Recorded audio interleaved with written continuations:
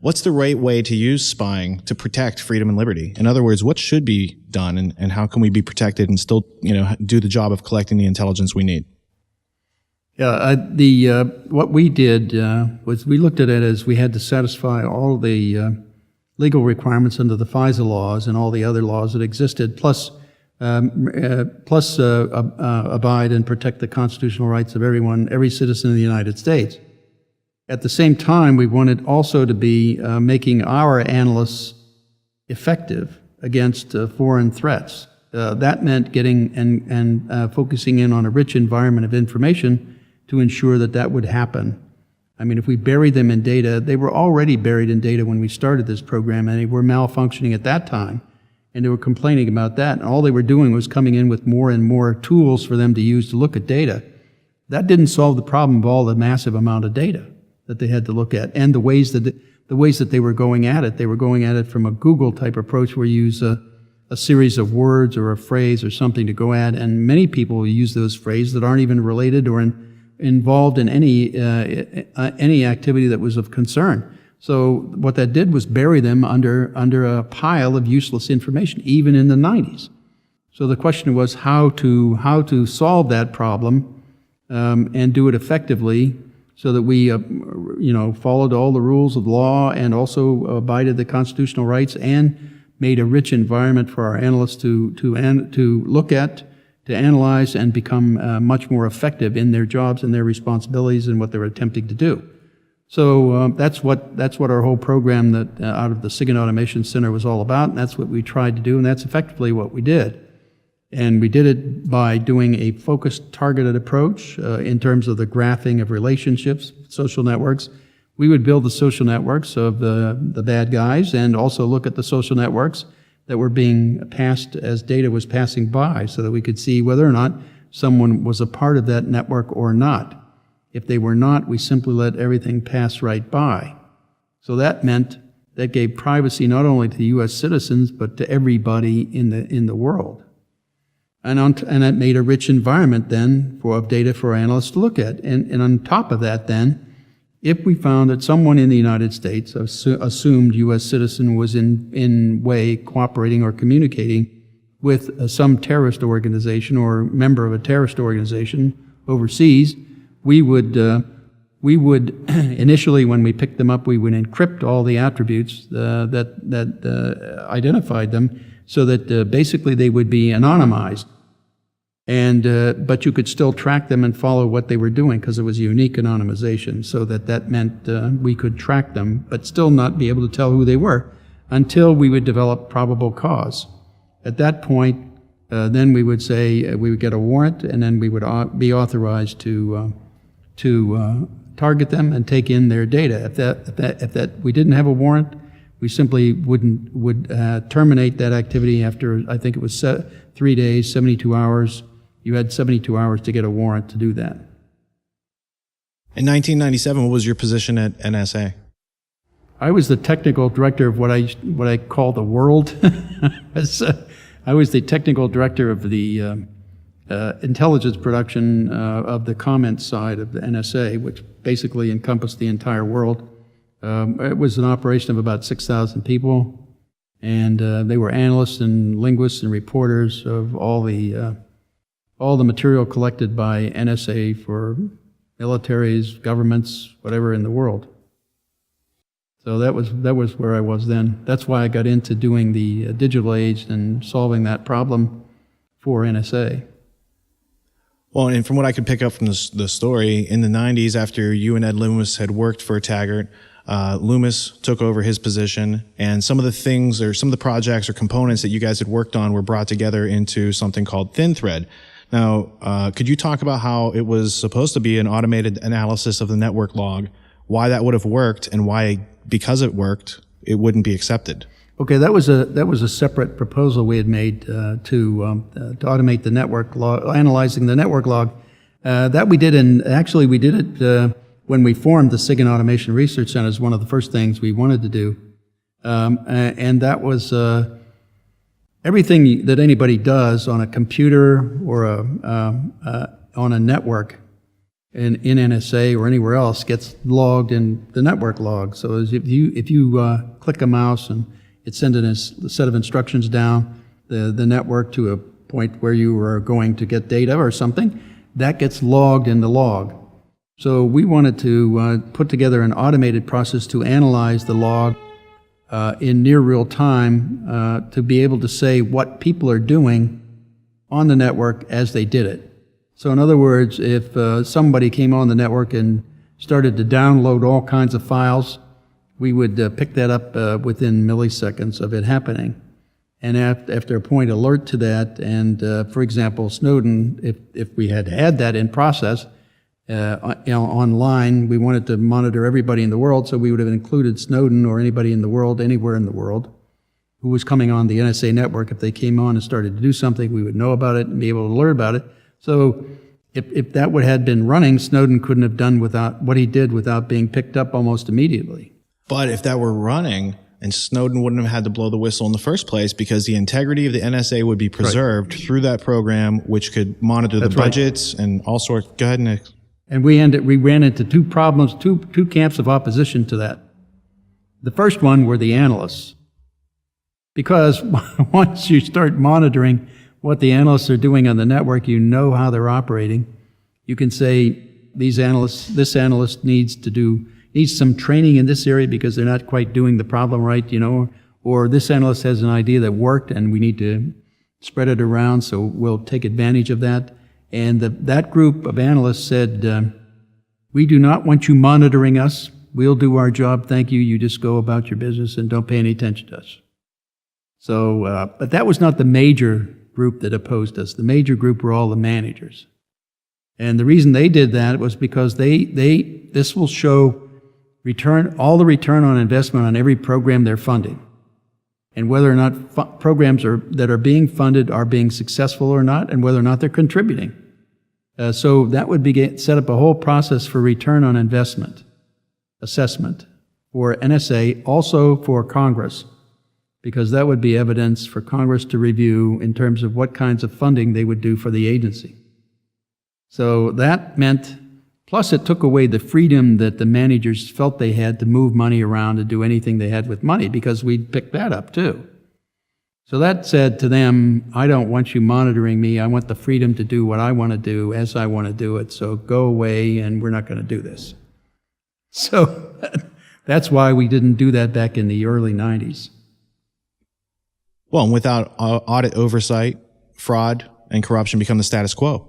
Yeah, that's the main issue here, that the NSA and CIA and intelligence community in general is not audited. That is, there's no accounting for how they spend the money, how effectively or not. So it's a setup for corruption and fraud and waste.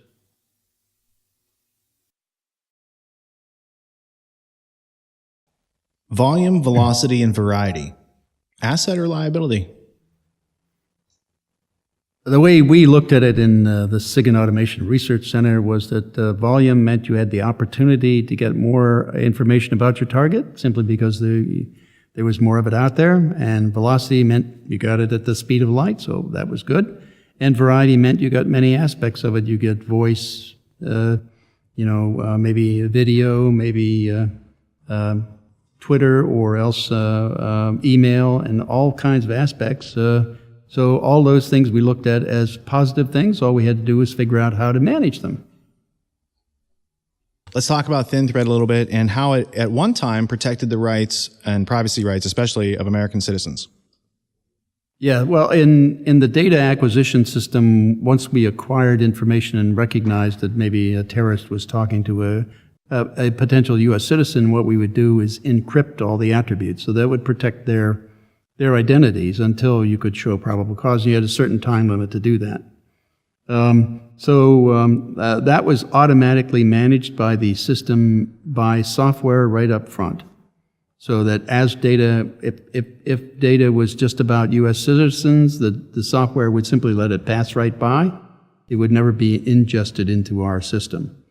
So it had to be that targeted set of individuals that we were after, and maybe 2 degrees, we were going to expand that to the 2 degrees around it as the zone of suspicion in the social network.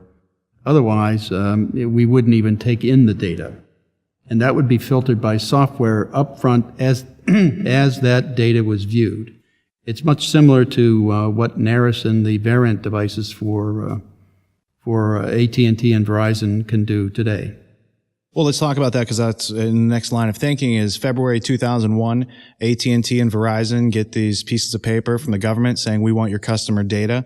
AT&T used something called a Naris device, and I'm sure there's an equivalent device at Verizon. I'm not sure what it's called. It's Variant, yeah.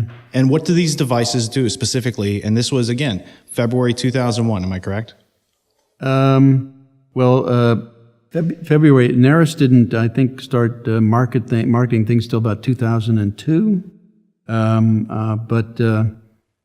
Before that, in 2001, early on, they were they were going around soliciting information from different telecommunications companies. The one we know about that is in court record is Quest.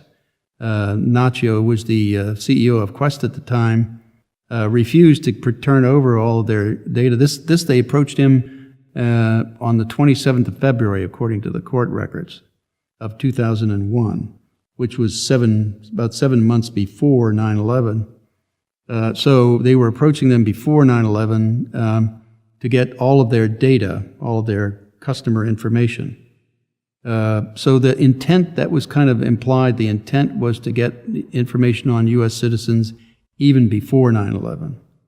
The key point about when they were approached is that we had proposed to deploy our system in November of 2000, just 3 or 4 months before they made this approach to Quest. Because we had everything connected and everything was functioning all the way back through the big-ass graph, if you will, the bag, or the social networking for everybody that was ingested, and we had projected at the time we had no limit as to how many trillions of transactions we could take in, that we could still manage them with this process that we put together. The idea was if you took in trillions of relationships, that like phone calls between people, but when you boiled it down to, you would only get tens of billions of maybe relationships uniquely, and that all the others would simply be repeats of those tens of billions of relationships. So we would put together a system that would build the relationship and then keep a counter of how many times we had a record of that relationship, rather than keep the entire list of, if we saw something 1,000 times, we would simply have it once and say we saw it 1,000 times, as opposed to listing it 1,000 times. So that's how we could boil it down to a small set of information and keep it in a rather compact set of storage. And that's how we projected we could graph everything, every transaction in the world that way, so that we didn't have a problem with storage, and we didn't see a limit as to how much we could graph, and we used it and put it together in a B plus tree type index, which meant we had fast access to it to make decisions as data was passing by on whether or not we should keep that data. So that's how we fundamentally did it, using a B plus tree kind of index query to keep up with the velocity of things in the fiber network. And anytime we started to get pressed in terms of CPU time or processing, we would simply add another processor and simply split the process and make it manageable again. So it was only a matter, the only thing that kept us from doing any amount of data was how much space and power do you have available, and we can buy the equipment to make that happen. So prior to 9/11, AT&T and Verizon had complied with the government. This pre-9/11 collection of data means that the post-9/11 surveillance of the American citizens has nothing to do with 9/11 so much as they just wanted control, and they wanted to break into these fiber optic networks, and AT&T, Verizon, they complied, and Joseph Naccio from Quest said no. What happened to him? He ended up in jail. I think they went at him. He claims he was framed. I don't doubt it, because they attempted to frame me too, except they didn't succeed. I mean, I had evidence to show that it was a frame job and that it was malicious prosecution on their part, but evidently he couldn't do that. So he ended up in jail. I don't know for many, couple of years, I think. So he recently got out of jail. So, I think that simply meant that they used 9/11 as the way they could intimidate Congress into making it happen, to allow them to do that. And that's the way they did it. Originally, they had to keep it so secret because they knew they wouldn't be permitted by Congress or the courts to do it if they didn't keep it secret. So they allowed only 4 members of Congress to know about it. That were the chairs and ranking members of the House and Senate Intelligence Committees. That was it. And those people bought into it. One of those was Nancy Pelosi. She later became Speaker of the House, and since she bought into all these programs, these programs were the grounds of impeachment for Richard Nixon. Except he was doing an infinitesimal amount compared to what's going on now, and he was impeached for that. So they all knew the dangers here, and they all tried to put together a mask of having the president authorize it and having the attorney general say it's legal, and keeping all that documentation secret out of the courts and away from the courts, so that nobody could challenge it. Nobody even knew it was happening. And that's why I started to blow the whistle at that time, because I went to the House Intelligence Committee staffer that I knew, Diane Rourke, and told her what was going on so that she would be aware. I mean, that committee was formed, and their charter was to ensure that this kind of activity did not happen. And so that's where I went first. So just to summarize, prior to 9/11, the NSA was collecting billions of phone records on American citizens without probable cause, that they had kind of planned on doing this from the beginning, and then they used 9/11 as an excuse to really ramp that up. Is that accurate? I think they were, the approach to Nacho would imply that they were planning on doing it before 9/11. What they did was they used 9/11 as the excuse or the basis for implementing it. That is, I didn't know that it was implemented until the second week in October of 2001. So that was after a little over a month after 9/11 had happened. So they started taking in that data at that time. And I only knew about it because the people who had worked for me to put together that system were the ones they had to use to set it up for Stellar Wind program, the domestic spying program. So they were the ones they had to use, and so they used them to do that. They would implement the code, make sure the code was functioning, and the inputs would come in and it got processed properly. They were the only ones who knew the code sufficient enough to be able to do that. And so once they started ingesting data, they saw the data coming in. It was all about U.S. citizens. Roughly, from AT&T, it was roughly averaged around 320 million records of long-distance phone calls between U.S. citizens inside the country every day. That didn't count all the other communications they were managing too, but the domestic spying started with that, and then of course it branched out to other telecoms, and then they spread out. The only two things that the telecommunications companies had to offer, one was all the records of the phone calls and transactions that their customers were doing, and the other was access to the fiber lines. And giving that access to fiber lines allowed the NSA to use NARIS devices and other kinds of devices to tap into the networks and take, for example, all of the communications in the fiber optic lines for the World Wide Web. That's part of what Mark Klein exposed in the AT&T facility in San Francisco, was the NSA room where they had the NARIS devices operating in the off the fiber lines that AT&T was managing. What they would do was, as Mark would explain, is simply put basically a prism on the fiber line, which would split the fiber into two equal parts. They would send one to normal way and then one to the NSA room. Now that prism's basically a beam splitter? It's basically a beam splitter. We call it a splitter or a Y connector. Sure. So optically, they're taking one stream of fiber optic data, they're splitting it into two, they're capturing one, delivering you the other that you don't know is being spied on. Right. And they have had this ability for, since last century, basically. Yes. Actually, that capability goes back quite a ways. Using it effectively inside the United States started after 9/11. So, and that was what Mark Klein exposed, and there are between 80 and 100 other similar tapping points inside the fiber network inside the United States in the Fairview program alone. In other programs, they have other tapping points with not with Shamrock, but Stormview is another program, and then Blarney is another. So that those, and I'm not sure the extent of those. There is one slide on Stormbrew that shows tapping points along the periphery of the U.S., which would imply they're after the transoceanic cables when they come up, which would imply that program is looking primarily for foreign communications, whereas Fairview looks much more like it's directed domestically.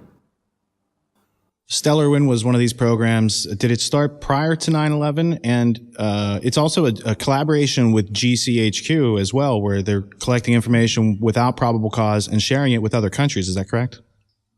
The Stellar Wind program was named, I think, in October of 2001 as their domestic spying program. That's when the data started coming in. So right after 9/11, they said, we have a program for this. It's called Stellar Wind, and we just pulled it out of our pocket. It wasn't created before 9/11. Right. That's right. And also, it wasn't shared with the British at that time. Although I think there's much more sharing going on now and more cooperation with law enforcement as well. Sharing this kind of program, and they have similar programs in England, at least some of the stuff that Snowden materials come out saying the same thing, that they're doing that too. That's why I say this program, this kind of approach is spreading, and we're kind of the ones leading the way electronically. I think the British were doing it visually with the cameras and looking at their countrymen and monitoring what they were doing with the cameras before we were. Mm-hmm. But we started the electronic spying, and then now they're also joining us in that effort. I think we were much further ahead with them in doing that. In the graphing area, especially in indexing area and managing information. So I think they've adopted our techniques. So some of the relevant information pertaining to what the NSA had prior to 9/11 consists of communications that they've sniffed and stored and analyzed in some way. Was the NSA aware, or did it have in its databases the traffic that would have told us this attack is going to happen, and if so, what are the details? Yes, although I don't see Tom Drake, who is a friend of mine, also a supporter of our program, ran that program on the entire NSA database after 9/11, several months afterward, and he found all the data that was necessary to stop 9/11 in their database, sitting there, that people didn't recognize or bring to anybody's attention or report in any form to anybody of authority. What that meant was that it got back to the unreliability of analysts being able to see through mounds of data, right? You make them dysfunctional by putting all that data on top of them and making them sift through it. And so they first of all, it's only, humans can only do so much, and that obviously there was just too much there for them to handle. That's why they needed an automated process going through it, and they didn't have that. They rejected that entire process. That's getting back to why I keep saying they traded the security of everybody in the United States and the free world for money, because they wanted money was the issue, not solving the problem. So potentially NSA could have connected the dots prior to 9/11, stopped the terrorists from ever infiltrating the country, but they didn't have enough budget money, or they didn't focus that budget money on the appropriate projects. Which do you think it is? Actually, it had nothing to do with the budget. They had plenty of a budget to do it. They didn't need any more money to make that happen. See, that was the issue. The issue was they wanted to build the budget up. So they wanted more money. So you don't do anything that would take away the problem that you're using to get more money. So you stop that and keep the problem going is the issue, right? So you still have a problem, therefore I need more money, so you get a bigger budget. If they say, well, let's implement this other program that solved the problem, well, then they don't have that problem to argue for money. So, and that's basically the way they viewed it and the way they operated, and then a lot of contractors got rich off of it.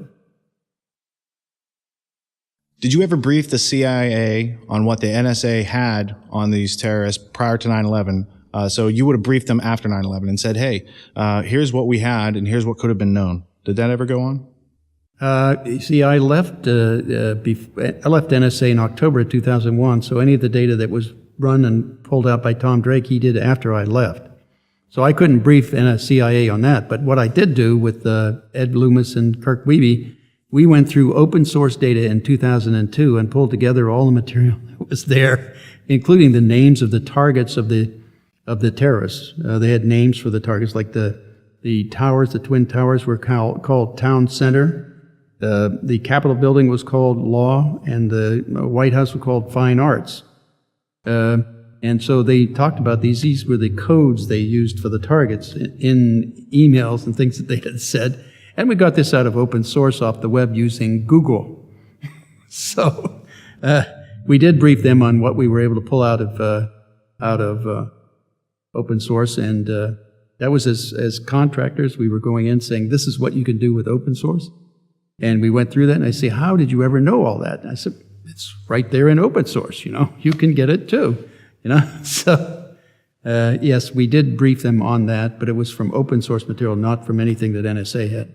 That's good to clarify. That's just good to clarify that it was from open source material. It was widely available. Right. Let me ask this specific question. Within that data set that was widely, openly available, was the attack date of September 11th, 2001 in that correspondence to be found? Yes, it was, yeah. In fact, the way they depicted it as we say 9/11, 9th month, 11th day, but they'll say day month.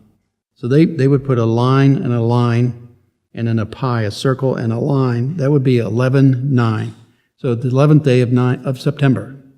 That was mentioned as one of the date for the event. What was the response of the CIA when you demonstrated this ability from open source data? They just couldn't believe that we got that information out of open source. They couldn't believe that it was there. That's all. Did the FBI have access to that data as well? At the time, I don't think at the time they did. I mean, NSA had that kind of information, so they didn't share that kind of data, which they, of course, should. I mean, if that kind of information came to me when I was in the SIGINT Automation Research Center, if they didn't want to report it, I would pick up the gray phone, which is the encrypted phone for the U.S. government, and call somebody at CIA or FBI and say, here's what I have, take action on it, will you? I can't seem to get it out of my place. They don't want to report this, but here's what it is. I mean, you do those kinds of things when those kinds of important things. You don't care what your management says because this is just too important. You do those kinds of things. But there's very few people there. Most NSA employees would say, okay, we won't do that. I asked about the FBI because they are in the unique position of being law enforcement and intelligence. And so a lot of times they sit in the middle and seem to play both sides of that identity game. Yes, they do, yeah. Yep. How is the USA Patriot Act a metaphorical Christmas list for the intelligence community and what they had planned to do, and now they're able to do it? Can you explain that process? It's only possible by a secret interpretation of that act. The act does not say you can take up or take bulk acquisition of information on U.S. citizens from all communications or any other means, from business records of anything.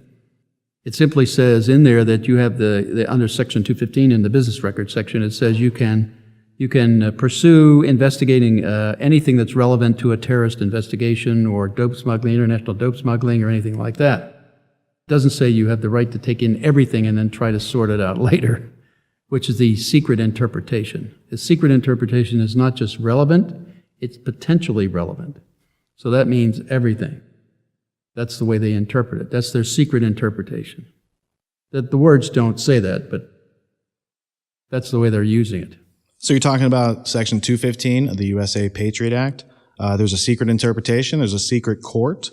How is this different than what went on in the Soviet Union that you used to fight against in the 70s and 80s? Well, it really isn't. I mean, it's pretty much everything's determined in secret by a central government. The policy is set by the central government. Everybody toes the line. Follow the orders of the central government. It's like following orders. Except that defense went out with Nuremberg, legally anyway. What is cast iron in relation to Section 215 of the USA Patriot Act? Cast iron is separate. It's a separate thing. That means that the Section 215 simply says they're going to take in everything in bulk, all business records, so they've got records on everybody. If you get declared a cast iron target, that means they're going to go specifically at you for everything and manually review what you are doing, what you are saying, or any actions or movements you're making. So you will be specifically looked at by people, and not just processes, but by people. So it's a greater degree of focus of an intelligence effort against you and everything you do. Well, and the purpose of them collecting everything we do is to make predictive models. And again, it goes back to population control, as you mentioned, not in the number of people on the planet, but controlling and being able to do that through the manipulation of their data and understanding their actions before they even take them. When you have such a large set of metadata being collected, isn't that just asking for them to encapsulate the skills of someone like yourself and put that into artificial intelligence so that they can have Bill Binney, even when Bill Binney doesn't want to work there anymore, they have your knowledge encapsulated and they're able to predictively model people in a way that learns using time series analysis and a bunch of other fancy techniques that basically takes in all this data, and with a high predictability factor, they can tell you what you're going to be doing, what you're going to be eating. And I think some of the places are using this now for commercial marketing to tell, they can predict where you're going to go from your Google searches and whatnot. Yes, and unfortunately, that's the part that I never left with them. Okay, I never did that for them. So they didn't have that to be able to use it. That's why the President's Big Data Initiative just help us find out what's important in this big data, because they can't do that.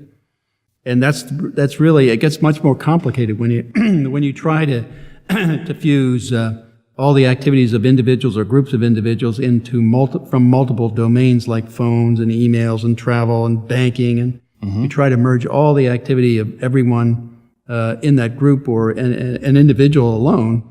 Just trying to do that becomes much more involved and much more complicated and more difficult for them anyway. To index, first you have to get these databases indexed. Each one has a graph. You have to relate the graphs. You got to relate the content and index that and pull it all together and then put it in a timeline and try to make sense of it. How do you assess the interactions of groups of people in a timeline? For example, if you're looking at dope smuggling, the person in, say, Colombia wants to sell dope to somebody in the United States. They have to make a connection to agree on the sale. Then the person has to agree on the price, right? And then they have to transfer the money, and they've got to transport it from Colombia up to the United States. So there's all kinds of transactions that have to occur. All those kind of interactions happen in the communities that they're building, and you have to be able to recognize that. Well, how can you recognize that, right? That's the key too. They can't do that either yet, not yet by any means. So they're struggling with that. They're struggling just to find out what's important in the data, let alone put together and analyze the profiles and what's important in the profiles. We call that profiles of interest is what we call that. We never documented it for them, so they can't do it. But we defined it for them as combinations of things that would imply there is intentions and capabilities to perform certain acts, like dope smuggling, arms smuggling, an attack, any kind of thing like that. For example, the 9/11 crowd did a typical military attack profile. They showed that the military profiles will simply be the military moves to positions to prepare for the attack. In other words, there's takeoff positions for the attack. They prepare for the attack by setting up their command and control system, and then they execute the attack from there. But you can see that movement and shuffling to get in position to do that, and that's a typical military action. Well, the terrorists did exactly the same thing. They moved to hotels next to airports and then bought the tickets for the airplanes and then got on the airplanes simultaneously. So you could see that buildup. That was an obvious attack coming. What are some of the things about 9/11, 13 years later, that disturb you that might not have been investigated properly? Or what are some of the anomalies or things that, are like a splinter in your mind about 9/11? Well, in the intelligence arena, there's, of course, the inadequate search of the databases that NSA did, and after the fact, they found the data and then covering it up and not letting it be exposed to the congressional investigations or the 9/11 Commission, to my knowledge, anyway. So that meant that they didn't have those aspects to deal with and couldn't deal with it in terms of their reports. or in their studies. And so, and then there's the physical issues. I've been talking to some physicists recently and engineers and so on, and they have a coalition of people, the 9/11 Truth Group, which is saying there are certain aspects of 9/11, the physical nature of how the things occurred, that should have been addressed by these different studies and have not been. Physical things, observable acts like molten metal in the buildings, coming out of the buildings, and like that certain temperatures physics requires certain temperatures for that to occur, and how you can't get that kind of temperature in a fire in a building like that. So you can't identify the source of what's causing that. Right, but that's a physical fact that should have been addressed and dealt with. And also Building 7 falling straight on its footprint, that kind of thing is suspicious. How could a building like that fall that way? And that was not even addressed. So none of those things, or some of the other things they were showing me, were also suspicious that they should have addressed, and they didn't. And so none of the studies came out with those. So that's basically a very bad. Even NIST didn't do that. I mean, that's not good science at all. I mean, you don't ignore facts that don't fit your preconceived outcome. In other words, if I wanted to solve a crypt problem and I had a preconceived idea of how it went there, and any fact that came along about that system that didn't fit my preconceived idea, I threw them away, I would always fail. Never solve any of them. Was there anything else with 9/11 that got your attention that you thought this is really strange? And with all the budget power that we have focused on defense in this country, that there were multiple layers of failure that kind of coalesced to bring that event about? Well, I mean, it was on virtually every level. They were all pretty much out to lunch for that attack, and they ignored the basic things that they should never have ignored. Certainly, if I was aware of them, I wouldn't have hesitated in notifying people. But I would do it on the gray phone. So we had multiple levels of security failures from our intelligence community on 9/11. And where's the list I can find of people who got fired because they didn't do their job? It will be on a blank sheet of paper. Okay? It'd be There's your redacted. list. Right. I mean, they all got promoted, I think. They all got elevated to higher positions, and they got more money, and the budgets were increased, tripled, basically. So, I mean, now, if you looked at it from 9/11 on up till now, I mean, we've spent almost $1 trillion in the intelligence community since that time. Around November 2001, Thin Thread received a new input. Instead of being focused on surveillance of an international variety and not focused on Americans, it was turned on us. Can you describe that process? And as its creator, is that something you ever dreamed of when you were making it? First of all, it wasn't called Thin Thread. That was a replicate. They replicated the code and called it Stellar Wind. Okay, that was the Stellar Wind program. Then they started inputting that data into that domestic data into that program. And the program simply looked at data and did what it was supposed to do with data, which is index and graph and pull things together and correlate them and manage them. That was what they. I mean, and all the things we had in Thin Thread that were to protect people and also monitor what people were doing with the data, they eliminated. They removed that from the software. So those restrictions were no longer involved in any of the processing. So that meant they took away any protections that anybody had, U.S. citizen or otherwise. So there were no protections at all then for anybody. But isn't it okay to take away our protection to give us security? No, because that's a violation of the constitutional rights of everybody, starting with the First Amendment, where you have the right to free association. By putting together the social network that you have in the phone network or the email network, that lays out everybody you're associated with. So the First Amendment doesn't say you have the right to association with anybody as long as NSA knows about it, or as long as the government knows about it. That's not the point. The point is the government was supposed to stay out of your affairs. These are your affairs. That's what the First Amendment was all about. That's what the Fourth Amendment primarily was about, and that's what the Constitution's about. Bill, can you discuss some of the atrocities committed by the United States government against its own people in relation to the loss of privacy? Well, I think I would just say that they've gone to any degree to try to silence anybody who's tried to expose any of this in any way, namely the four of us from NSA, Kirk Wiebe, Ed Lewis, Tom Drake, and myself, who tried to discuss this internally with the Congress, as well as members of the Inspector General's office in the Department of Defense and the Department of Justice. And when we did that, why, they came at us with everything they had in terms of the FBI pointing guns at us, and also having the DOJ try to indict us on false charges several times, 3 times. In fact, from between 2007 and 2009, the end of 2009, they attempted 3 times to do that, all of which we were able to stop because we had evidence that showed what they were doing, and so they stopped it. Finally, at one point, the last time they said it, that our lawyers, we had a lawyer at the time, he came out and said that he'd been informed by the Department of Justice they were going to indict us on a charge of conspiracy. And so we, of course, I had the evidence for malicious prosecution of that case, so I called up Tom Drake and I told him I knew his phone was tapped by the FBI, so I wanted to make it clear what I was going to do if they did that. And so I read all that information that I had accumulated on evidence of malicious prosecution over the phone to Tom, and I said, make sure your lawyers know about this because we can use this when we go into court. And so that was the end of that conspiracy charge. And the next month later, we got letters of immunity from the same Department of Justice that had tried to fabricate charges to put us in jail.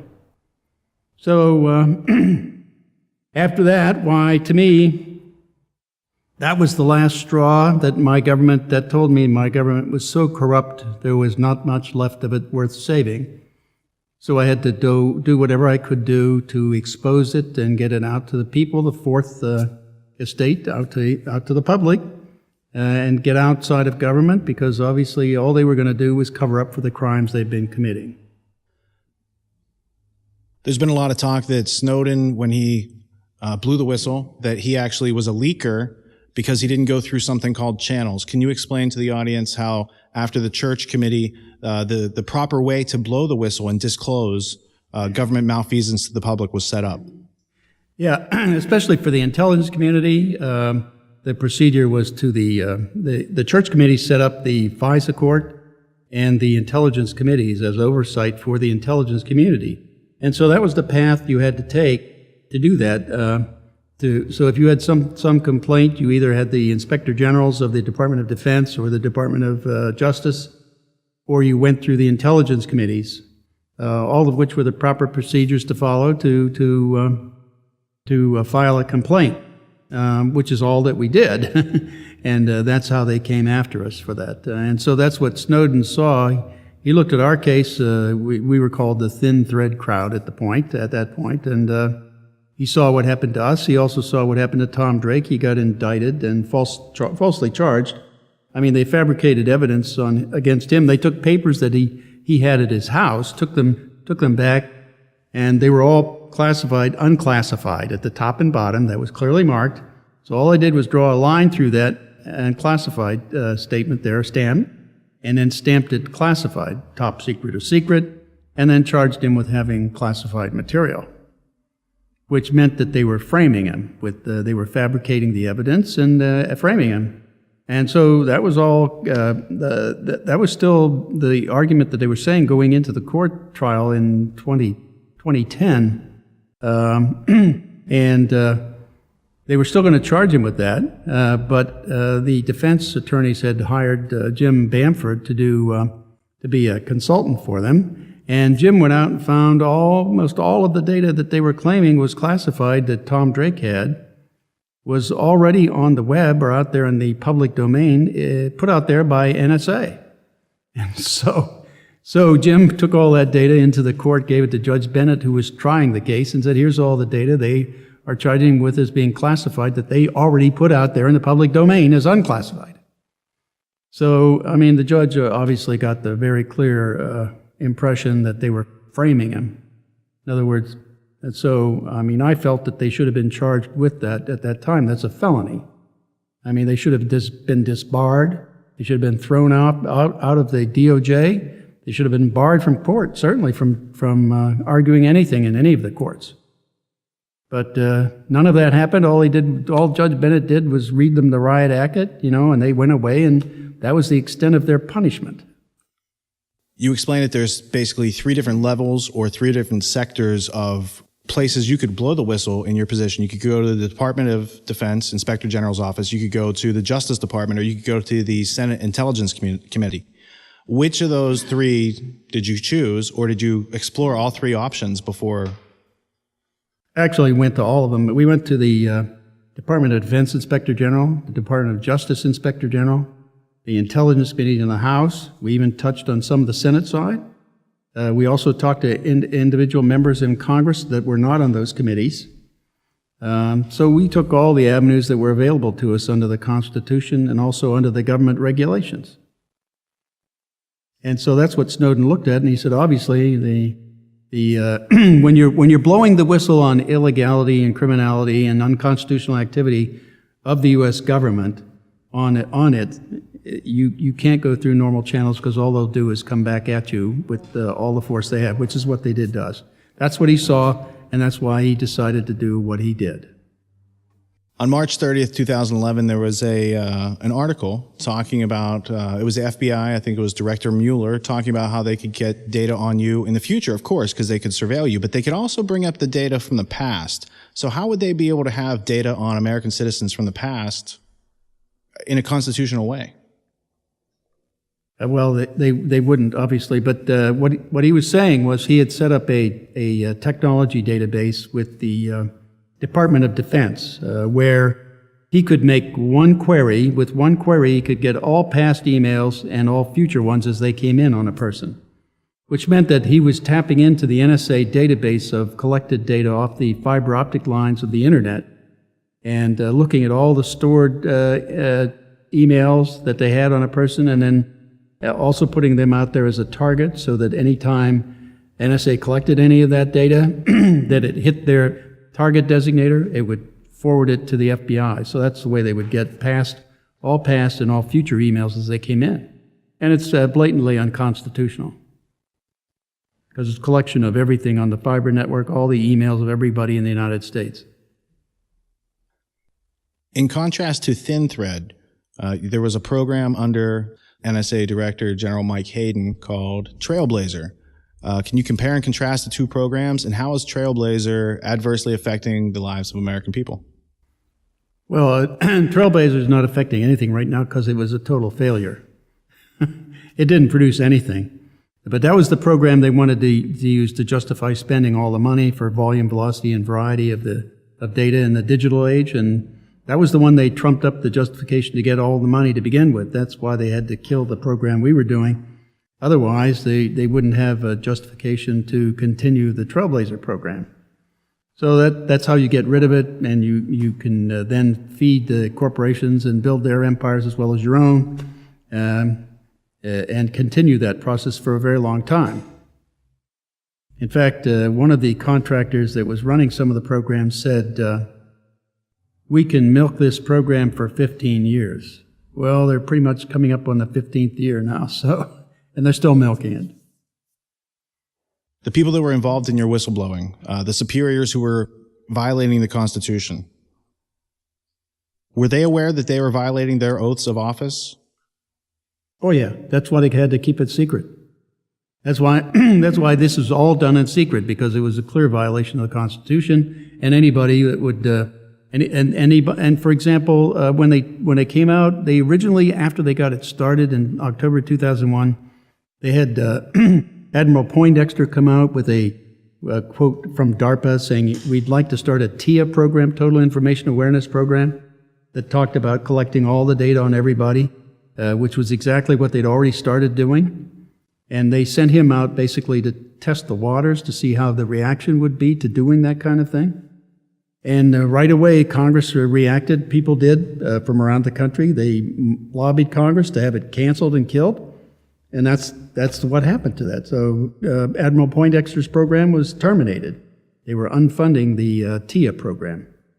What they didn't know was the TIA program was already running at NSA. And it just kept going and getting bigger from that point. That simply told them that they had to keep it secret, that they couldn't tell Congress and they couldn't tell the American public what they were doing. So they have to keep it all secret to continue it, and that's exactly the way they went.